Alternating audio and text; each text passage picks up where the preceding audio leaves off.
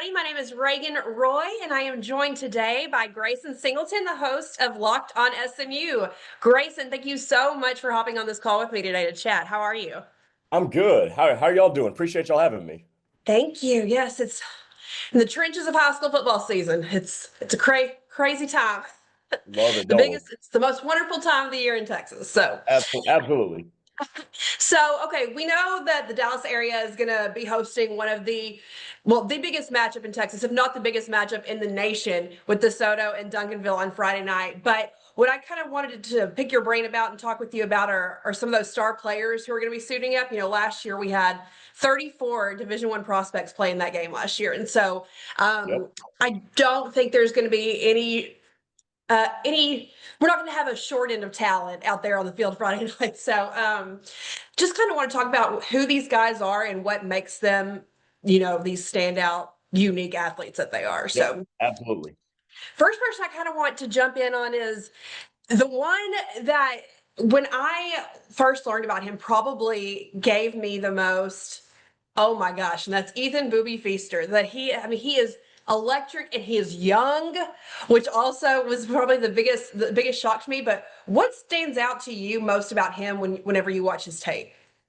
Well, he is young. He reclassified from the 2027 class to the class of 2026 that he's in now. Four-star guy, consensus across the recruiting industry, committed to USC right now. What stands out to me the most is his combination of size and playmaking ability. 6'2", 180 pounds. So he's already got a body that's built for the next level. But what also is built for the next level, I think, with him is his ability to make plays after the catch. And that's so important in this day and age of football because both high school and college has leaned all the way into the RPO and leaned the run pass option. And because of that, you're going to have guys who can break tackles and, turn a short pass into a long gain. And Boobie Feaster can do that. So you combine that with his size and his ability with speed and to break tackles and maneuver around defenders. Man, it makes a lot of sense why he's so unstoppable at the high school level. Absolutely. And, the fact that he has been recruited by nearly or offered by nearly every D1 program in the country, he's ultimately has a hard commit to Lincoln Riley and USC. At the next level, do you see him fitting in more as best as like a slot receiver or an outside threat when he gets up into the Big Ten next Yeah, year? I think I think he could do both, but he is the prototypical outside X wide receiver. Like he is the guy that you can build your receiving room around. The 6'2" frame. He's very good with his releases off the line of scrimmage, and he's a good route runner too. But he also has such great body control around the sideline and in the back of the end zone that makes him the prototypical outside wide receiver. So he can do everything in the route tree. He is great in terms of contested catches, physical at the catch point, and good strong hands. So this isn't a guy that I think you're just going to throw into the slot and say, hey, be a matchup mismatch, as a quick type of guy. No, this is a dude that can take on the best corners in the country and go one-on-one with them and make plays. I mean, he can be a 65, 70 catches a year type of guy at the next level.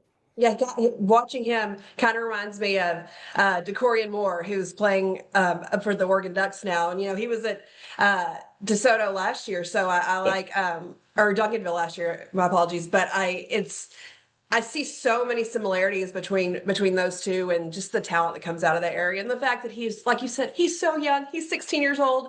It Mhm. makes everything he does makes it even more impressive. So, Yes, no, um, exactly.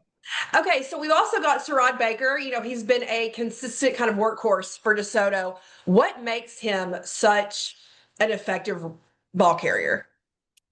His vision, he has really good vision once he gets the ball in terms of finding the holes and knowing when to hit the holes, setting up his blocks and things like that. He is a very slippery dude as well. So even in tight spaces where you're running between the tackles, he's very hard to get a real good shot on. And then obviously he's going to have that speed that all top end running backs are going to have. But just the wiggle that he has and his ability to also run over you as well, because there's not a whole lot of guys with the combination of size and strength and speed and agility. He's Mhm. got all three of those. 5'11", 195 pounds, can run over you, can run around you.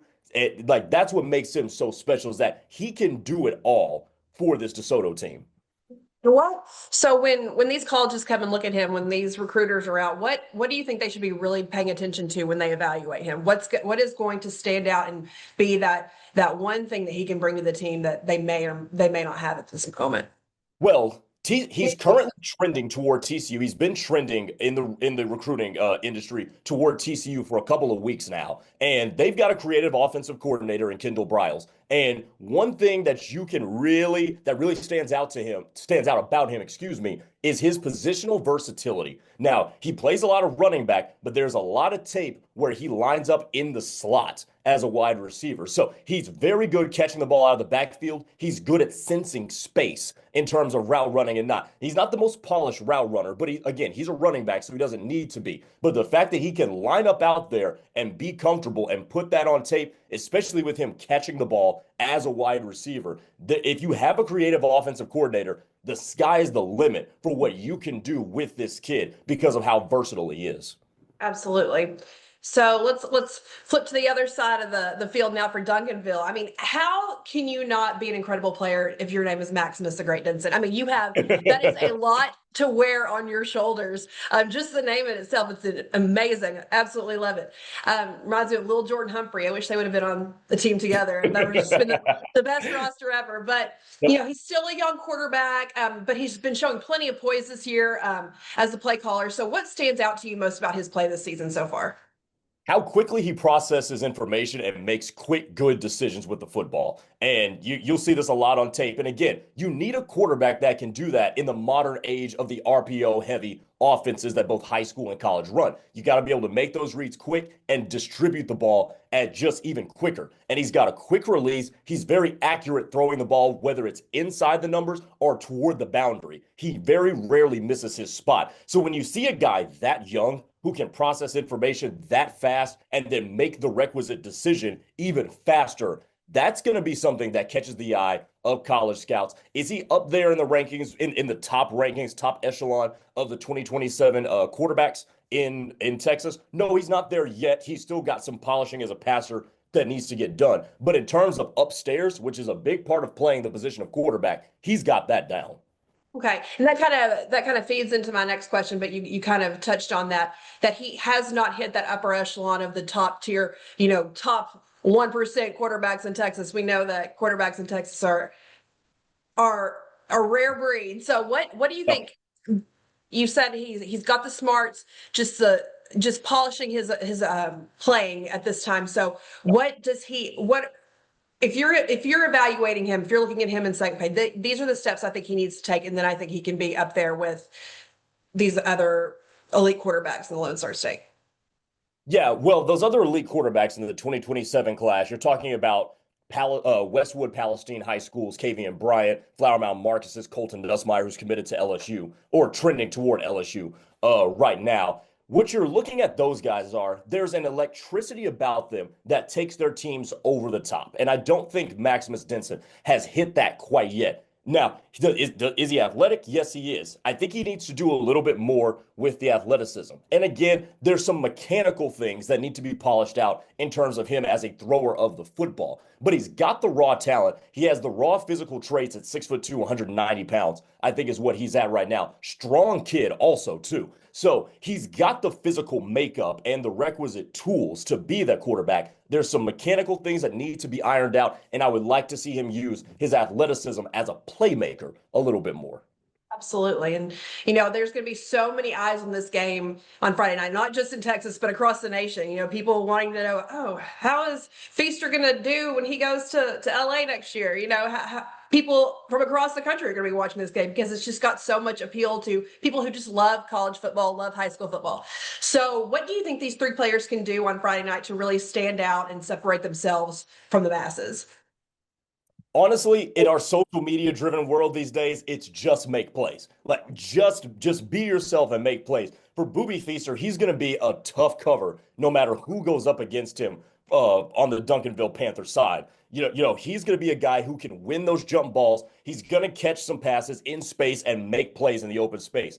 If you are if you're the DeSoto running back, excuse me, just continue to wear down that Duncanville defense and hopefully during the game as the game wanes and attrition starts to kick in, you can be a guy who gets stronger as the game goes on and make your presence known there because Duncanville, known for really good front sevens, front sixes, whatever it happens to be. If you can make your mark on that, that's going to be something that stands out in the national world. And if you're Maximus Denson, man, just continue to distribute the football, do what you do best, make good decisions. Because I'll tell you one thing, coaches at the college level love a quarterback that can process and make good decisions. So if he can continue to do that, that will continue to catch the eyes of more and more prominent people.